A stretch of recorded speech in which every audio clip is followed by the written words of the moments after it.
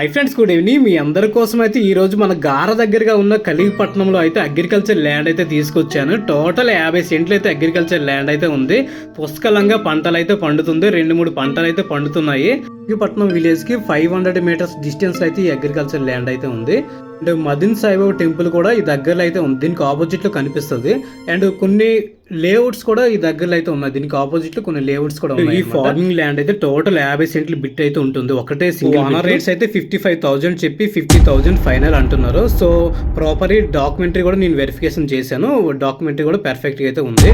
So ఎవరికైనా interest ఉంటే screen పై number ని కాంటాక్ట్ చేయండి. అలాగే మన ఛానల్ నచ్చితే లైక్ అండ్ సబ్స్క్రైబ్ చేయండి. Thank you so much.